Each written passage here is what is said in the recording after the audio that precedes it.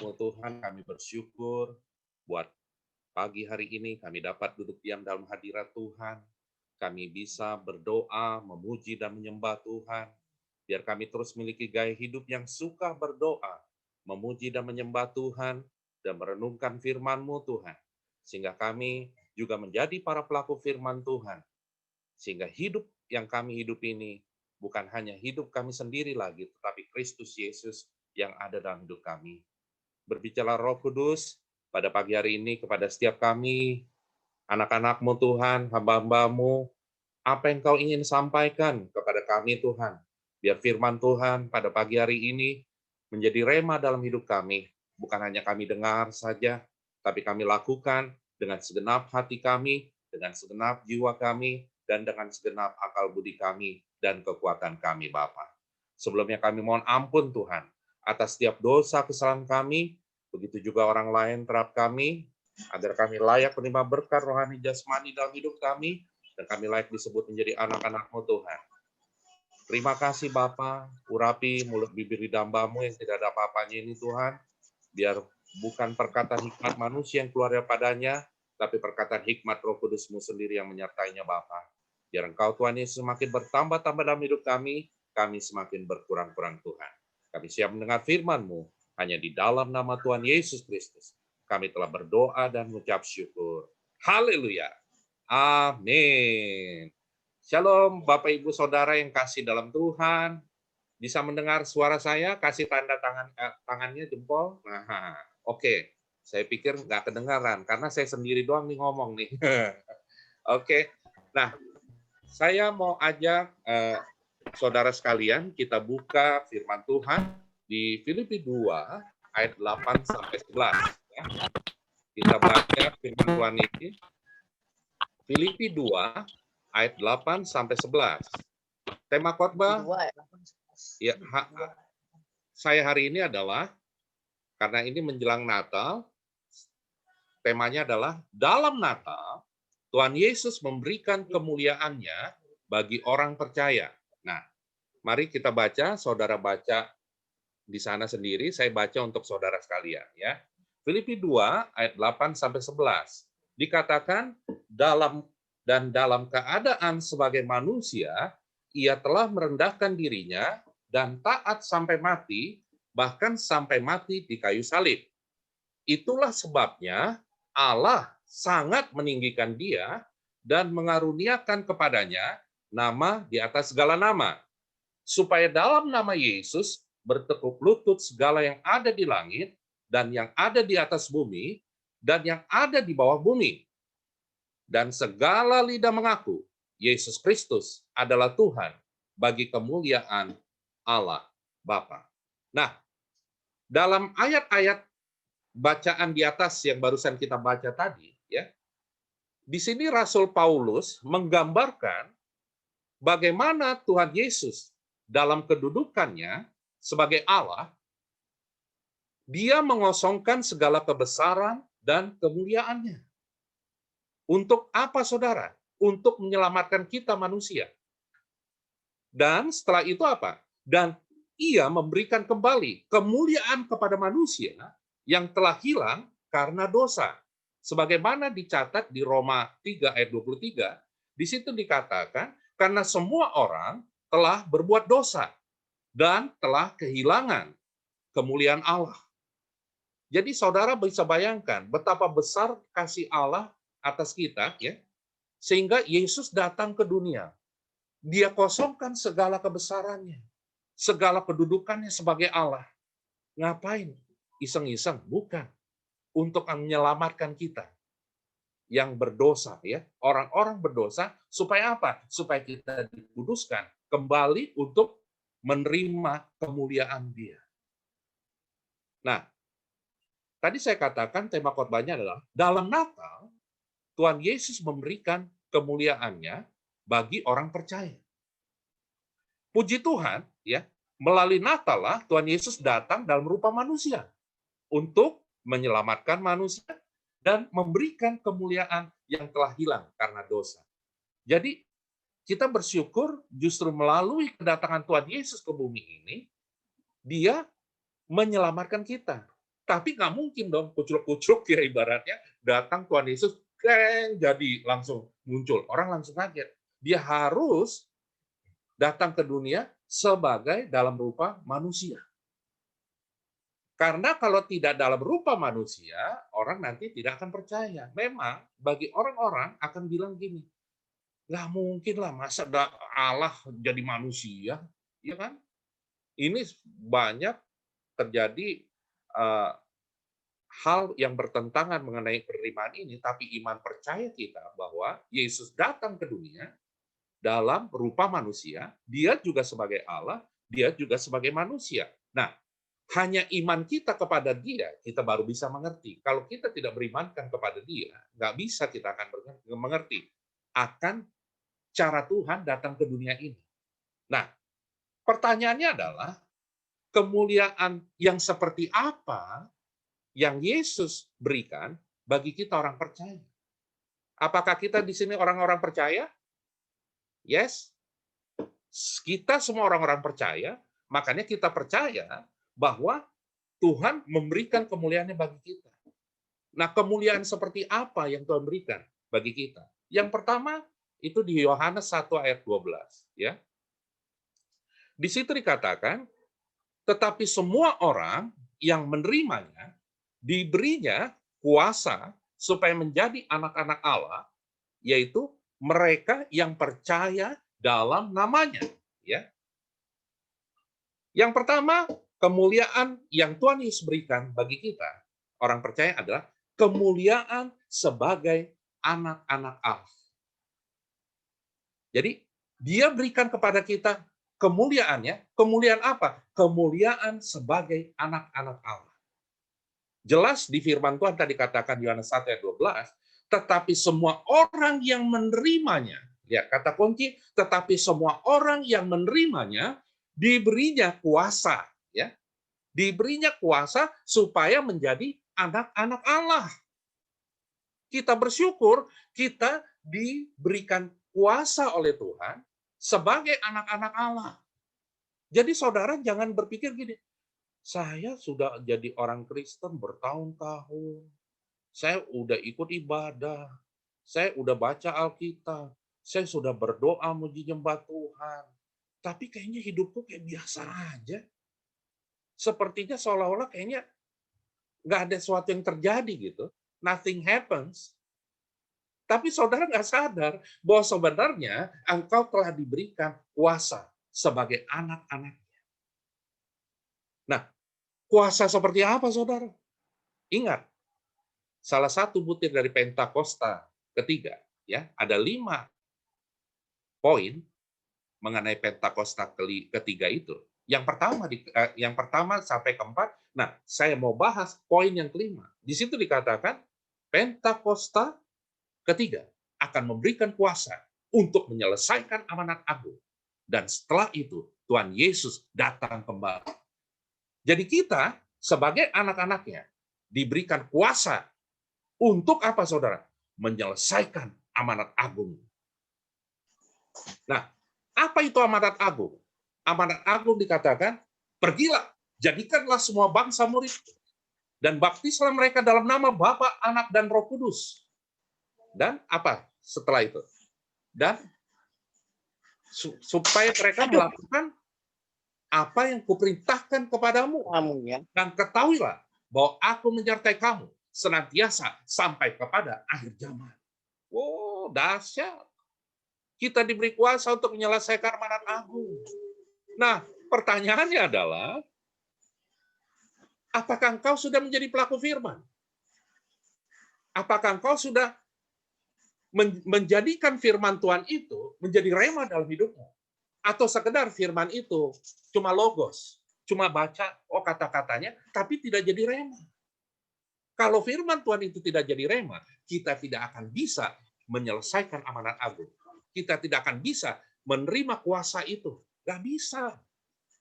Kita harus, pertama adalah, karena Natal ini, Tuhan Yesus memberikan kemuliaannya bagi kita orang-orang percaya. Kemuliaan sebagai anak-anak Allah. Yaitu untuk menyelesaikan amanat agung.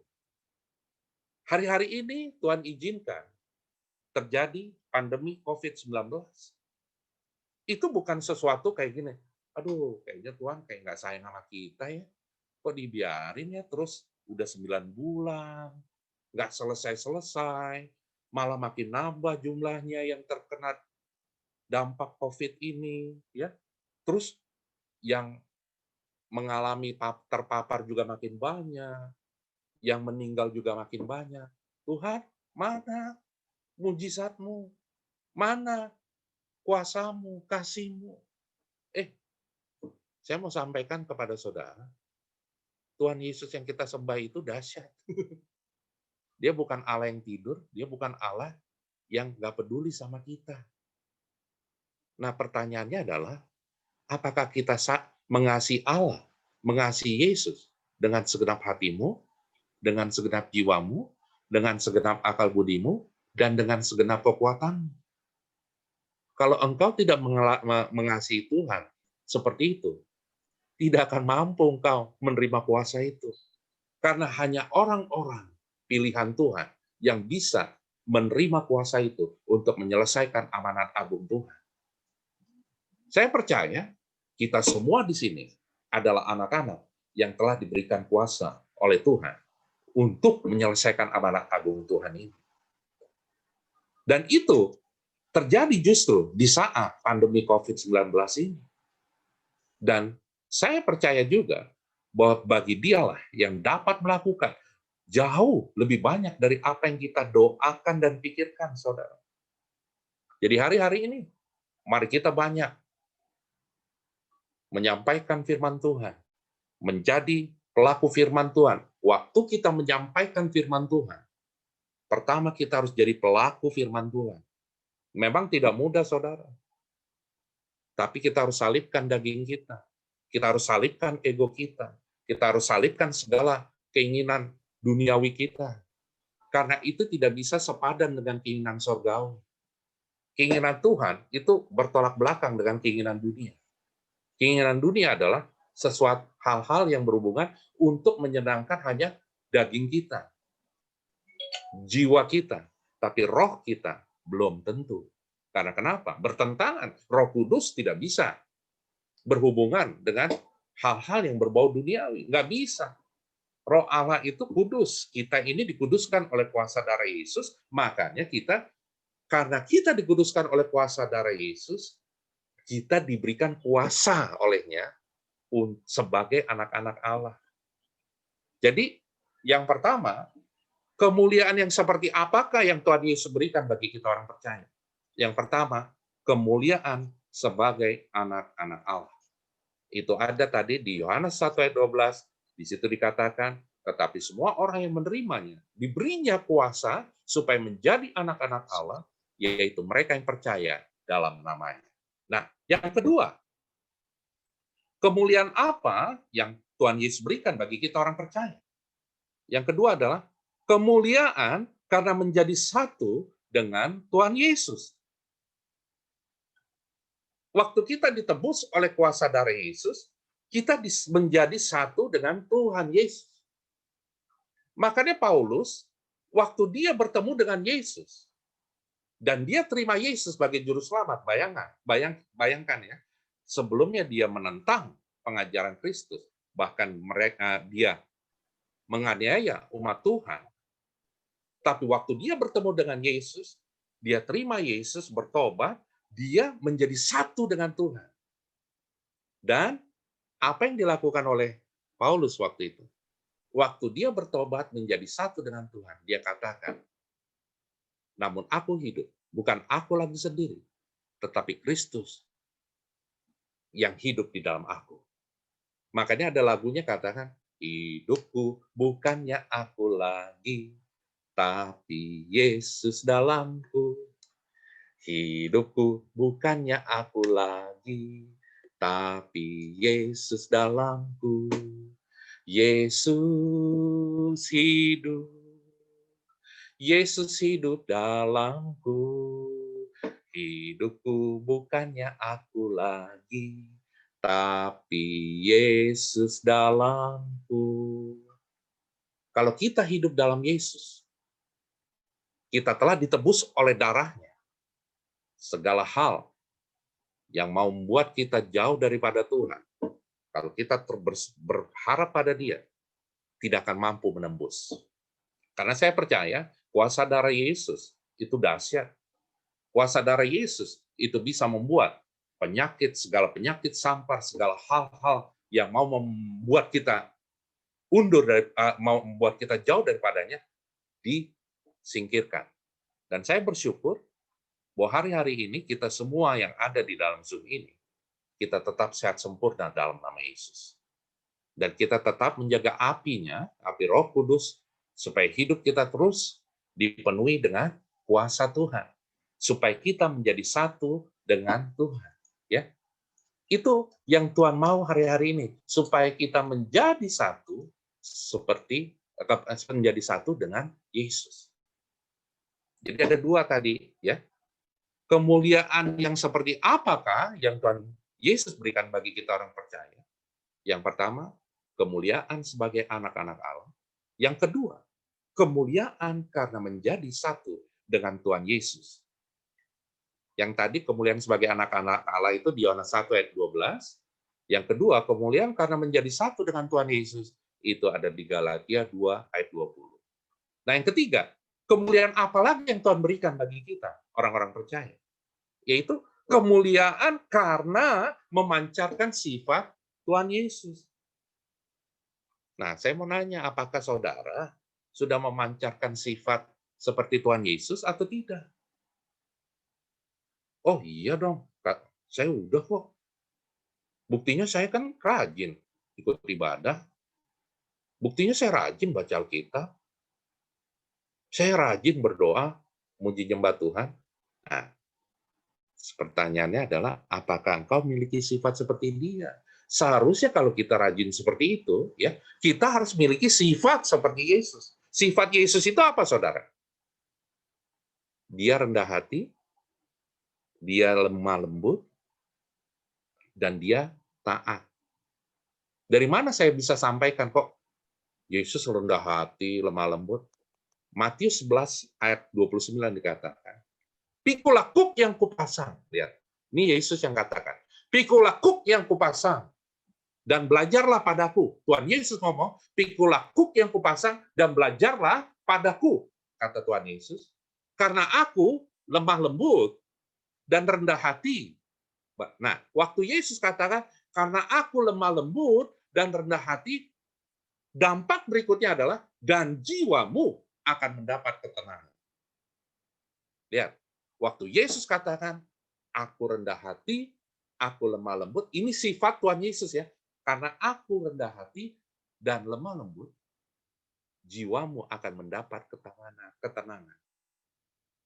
Jadi jaminan yang Tuhan Yesus katakan itu pasti terjadi. Karena Dia yang katakan sendiri.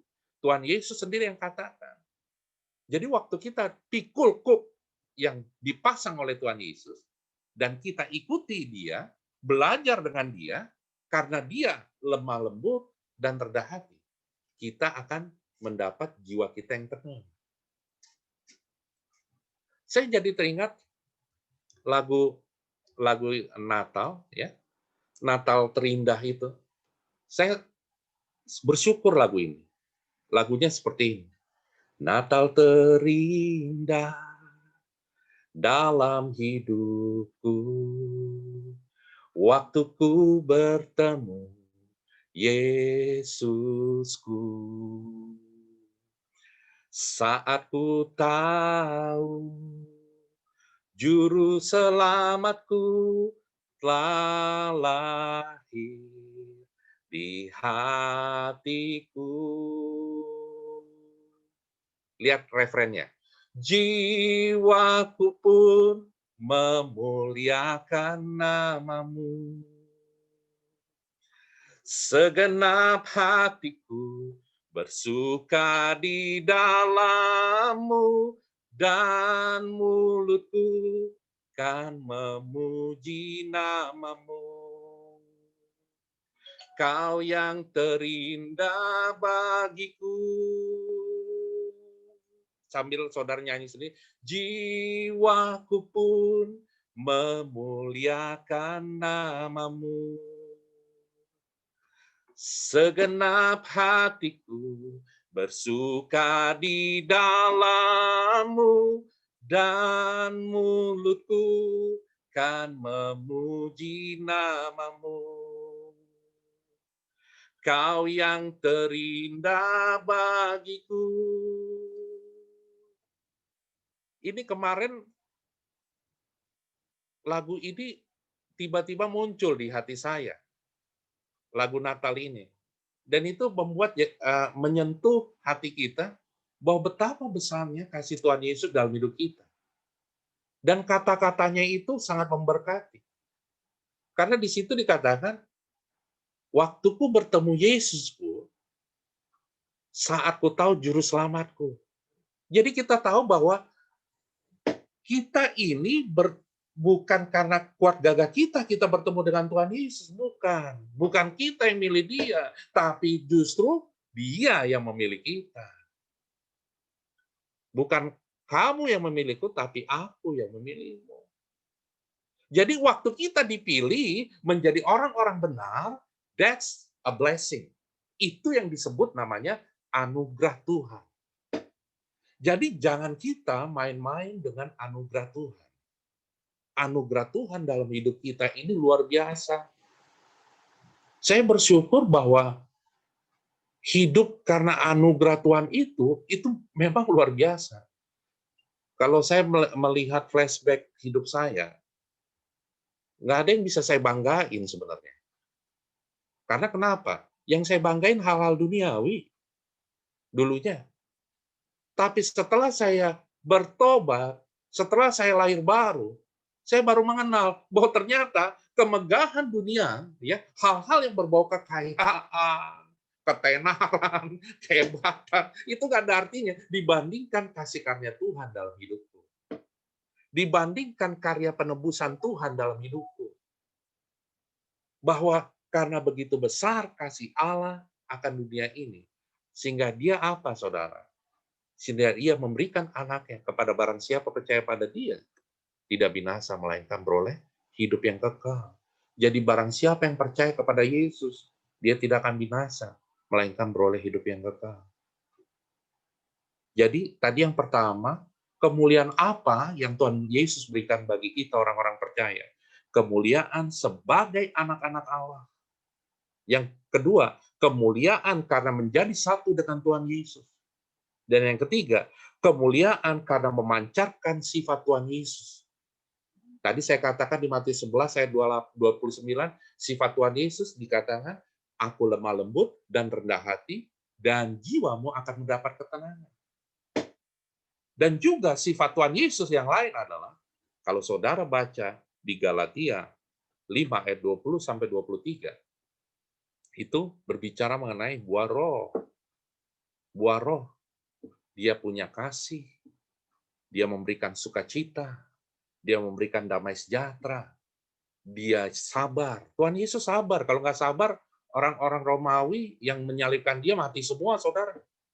Sabar karena dia mau menggenapi rencana Bapa untuk menebus kita dosa-dosa umat manusia ini. Supaya barang siapa percaya pada Yesus, tidak binasa, melainkan beroleh hidup yang kekal. Dia murah hati, ya. Dia sabar, murah hati, ya, kesabaran, kemurahan. Dia baik, kebaikan. Dia setia mengikuti rencana Bapa di sorga. Setia, dia lemah lembut, dan penguasaan diri. Dia menguasai diri.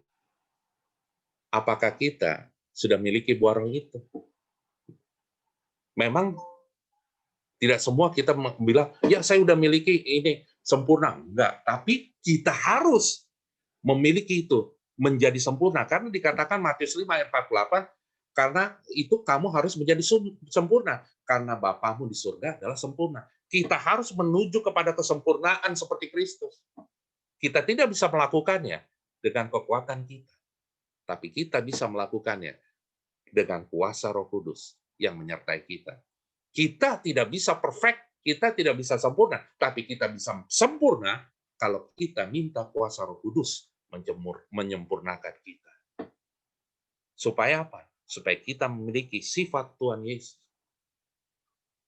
kasih, sukacita, damai sejahtera, kesabaran, kemurahan, kebaikan, kesetiaan, kelemah lembutan, dan penguasaan diri. 3 hal tadi, tambah 1 lagi, kemuliaan apa yang Tuhan Yesus berikan bagi kita, orang percaya? Yang keempat adalah kemuliaan, karena kita menjadi imam, dan raja. Itu ada di 1 Petrus 2 ayat 9. Di situ dikatakan, tetapi kamulah bangsa yang terpilih, imamat yang rajani, bangsa yang kudus, umat kepunyaan Allah sendiri, supaya kamu memberitakan perbuatan-perbuatan yang besar dari Dia, yang telah memanggil kamu keluar dari kegelapan kepada terangnya yang ajaib. Jadi, Tuhan berikan kepada kita kemuliaannya karena kita menjadi imam dan raja. Jadi gini, saudara jangan berpikir gini, saya biasa-biasa aja. Kita luar biasa karena kita diberikan kemuliaannya menjadi imam dan raja bagi Dia. Jadi kita nih anak-anak Allah yang dahsyat. Kita anak-anak Tuhan luar biasa. Kita ciptaan Dia yang dahsyat, kita diselamatkan, ditebus oleh kuasa darahnya, itu dahsyat. Bukan biasa-biasa. Jangan bilang kita gini, saya ini ngikut Yesus biasa-biasa aja. Oh enggak, saudara. Kita dahsyat luar biasa. Jangan memandang remeh kasih karunia Tuhan dalam hidup kita. Jangan memandang remeh karya penebusan Tuhan dalam hidup kita. Jangan menganggap remeh Tuhan Yesus datang ke dunia ini untuk apa, saudara? Menyelamatkan kita, umatnya. Barang siapa percaya pada Dia, tidak binasa, melainkan beroleh hidup yang kekal. Jadi, dalam Natal, Tuhan Yesus memberikan kemuliaannya bagi orang percaya. Kemuliaan apa? Ini sebagai kesimpulan. Kemuliaan apa yang Tuhan Yesus berikan bagi kita orang percaya? Yang pertama tadi kita, kemuliaan sebagai anak-anak Allah. Yang kedua, kemuliaan karena menjadi satu dengan Tuhan Yesus. Dan yang ketiga, kemuliaan karena memancarkan sifat Tuhan Yesus. Dan yang terakhir, kemuliaan karena kita menjadi imam dan raja bagi Allah kita, Tuhan Yesus Kristus. Biarlah firman Tuhan hari ini menjadi rema bagi saudara, dan saya percaya saudara semakin hari, di tahun sebentar lagi kita menghabiskan tahun 2020, di mana kita banyak ngalamin mungkin goncangan, tekanan, atau kesusahan atau apapun, tapi satu hal yang Tuhan Yesus berikan, bahwa Dia berikan kuasa bagi kita anak-anaknya. Dia mau supaya kita menjadi satu dengan Dia. Dia mau supaya kita memiliki sifatnya. Dan Dia mau supaya kita menjadi imam dan raja bagi kemuliaan nama Tuhan Yesus. Mari kita tutup dalam doa. Bapa, kami mengucap syukur buat firman-Mu, Tuhan, yang pagi hari ini telah kami dengar. Biarlah firman-Mu itu jadi rema bagi kami, Bapa. Karena kami bersyukur, Tuhan, bahwa firman-Mu ya dan amin bagi kami. Mujizat-Mu masih ada dalam hidup kami. Walaupun mungkin kadang-kadang, Tuhan, sepertinya belum ada mujizat. Tapi bagimu dapat melakukan jauh lebih banyak dari apa yang kami doakan dan pikirkan. Kami bersyukur, kami akan memasuki tahun 2021, Tuhan.